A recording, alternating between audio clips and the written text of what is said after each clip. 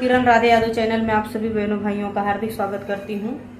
और मैं एक कहरवा नाच गीत गाने जा रही हूँ। कैसा लगेगा आप लोग कमेंट करिए, फुल वॉच करिए प्लीज। पसंद आए तो लाइक शेयर सब्सक्राइब करिए।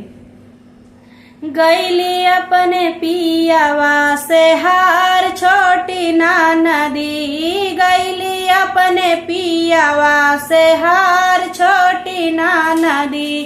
खहई के मांग पियावा पूड़िया पनीरिया हो, अरे पूड़िया पनीरिया हो।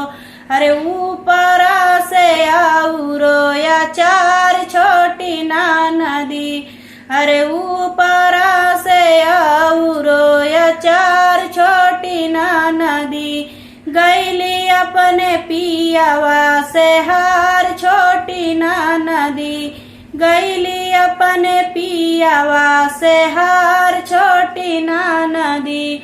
घोटही के मांग पियावा गंगा जल पनिया हो, अरे गंगा जल पनिया हो।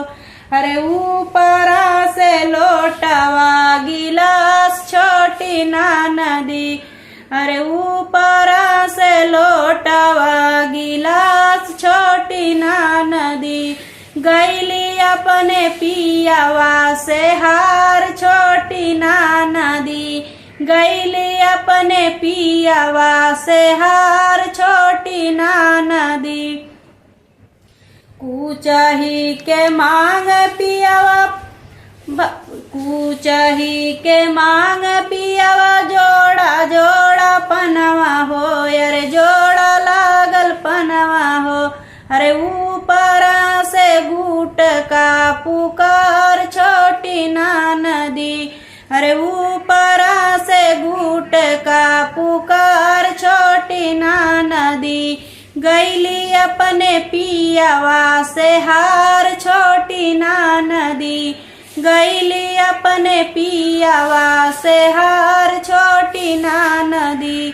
सोही के मांग पियावा लाली पलंगिया हो, अरे लाली पलंगिया हो। अरे ऊपर से सावतनी हमार छोटी ना नदी, अरे ऊपर से सावतनी हमार छोटी ना नदी। गईली अपने पियावा से हार छोटी ना नदी, गईली अपने पियावा से हार छोटी ना नदी, गईली अपने पियावा से हार छोटी ना नदी।